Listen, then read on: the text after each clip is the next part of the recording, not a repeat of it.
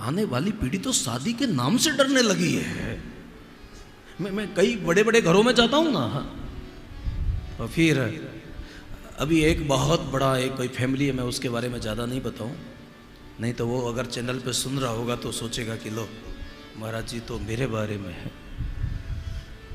उनके पास में बहुत ज़्यादा संपदा है, लेकिन उसके परिवार की जो स्थिति है ना, पिताजी को कैंसर है, माताजी को आंखों से दिखना बंद हो गया है। बहुत संपन्न घर की बेटी थी, क्योंकि हजारों करोड़ों की संपदा है। बहुत एक नामचीन आदमी, और फिर जिससे ब्याह किया घर छोड़ के भाग गई है। वो बेचारा धंधा करे कि घर को देके क्या, तलाक वो ठीक से देती नहीं है, ऐसा उसको फंसाया है। अब बेचारा वो ये सोचता है कि महाराज भगवान की कृपा से विवाह तो करूंगा, लेकिन शहर की बच्ची से नहीं करूंगा, ज़्यादा पढ़ी लिखी से नहीं करूंगा, मुझे गांवों की कोई एक छोटे से कस्बे से कोई बच्ची मिले, और ये झंझट एक बार पार हो जाए। उसने जो उसको सिखाया साहब, लोग कितने चतुर हो गए हैं, क्या चालाकियां करते हैं साहब, ऐसे फंसाते हैं सामने वाले को कि बेचारा वो समझ ही नहीं पाता है। और आजकल ये मोबाइल जो आया है ना, तुम्हें उकसा कर क्या क्या बोलवा दिया जाता है, और वो सब रिकॉर्ड हो जाता है, और फिर वही सबूत बन जाता है। क्या चालाकियां बढ़ गई हैं। अब इसको आप प्रगति कहोगे कि पतन कहोगे? इसलिए पतन को प्रगति मत समझना।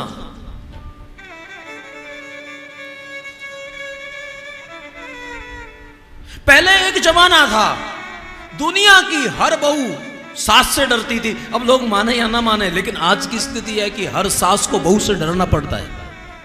ना माने बात अलग है, वो अपनी घर की एक इज्जत होती है, घर की एक व्यवस्था, इसलिए लोगों को ना बोला जाए वो बात ठीक है, लेकिन दुनिया की लगभग सास, अब बेचारी इस पीढ़ी को बहुत सहना पड़ा। जब ये बहू बन के आई तो सास का जमाना था, शासन सास का चलता था, तब इसने जो मेहनत की, कोई बात नहीं, कभी हमारा भी समय आएगा। और वो सास चली गई, और भगवान की कृपा हुई, जब ये सास बनी, तो जब ये बहू थी तब सास का जमाना था, और ये जब सास बनी तो बहू का जमाना है। इसलिए इस पीढ़ी को है ना बड़ा बड़ा संघर्ष करना पड़ा है इस पीढ़ी को। इसलिए इस पीढ़ी ने भजन भी खूब किया है। भगवान एक आधार वही, शांति वही मिलती है कि बस अब भगवान का भजन करो और कहीं शांति नहीं। दुनिया ने जो अनुभव उसको कराया है ना, दुनिया के लोगों ने इतना तपा दिया उसको, लेकिन फिर भी बेचारी का स्वभाव काम करने का हो गया है। भले ही घर वाले बच्चे लाख मना करें, लेकिन फिर भी माताजी को बैठा नहीं रहा जाता है। और जब तक कोई भी काम दिखता है ना, तब तक वो बैठ नहीं पाती है।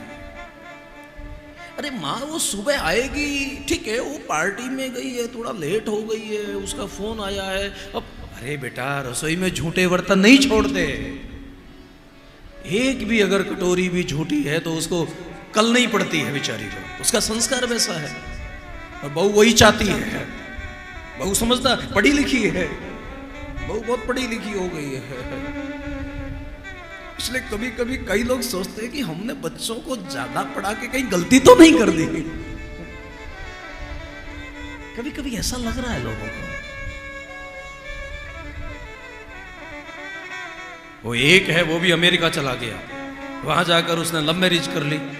यहां बाबूजी का शरीर पूरा हुआ, वो तो आने के रुचि नहीं रखती है तो यही इंडिया की, लेकिन उसके अपने मिजाज हैं, अपना धर्म है, अपना मजहब है। अब ये बेचारे शुद्ध भगवत भजन करने वाले लोग लेकिन किसके पाले में पड़ गए, और फिर उसके ऊपर दबाव बनाया जाता है, और वो भी फिर धीरे धीरे ऐसा उसका स्वभाव हो जाता है। बेचारी बूढ़ी माँ को कहता है कि माँ अब थोड़ा अच्छा नहीं लगता है। वहाँ हमारा बहुत बड़ा घर है, मैं भी कमाता हूँ, वो भी कमाती है, तो आप एक काम करो ना, हमारे साथ ही चलो।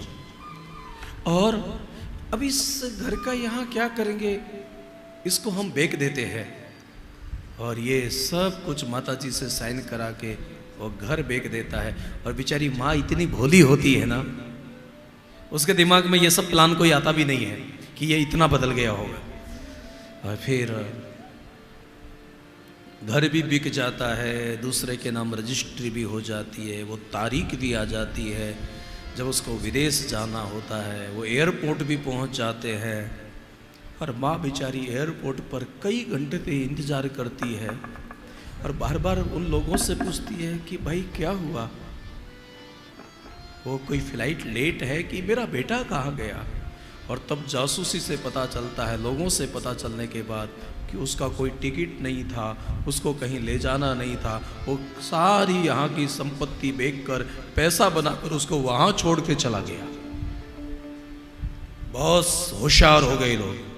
और ये घटनाएं जब अखबारों में छपती है, पहले लगता था, अभी मैं चेन्नई में था, अभी मात्र कुछ दिन पहले, मुझे वहाँ अग्रवाल समाज का वृद्ध आश्रम है, वहाँ जाने का मौका मिला। तो वहाँ मैंने जो दृश्य देखे ना साहब, सच में अगर मैं आपको कहूँगा तो एक बार तो आपको लगेगा कि ये बातें सच्ची नहीं हो सकती हैं, कि कुछ बना के कहा जा रहा है।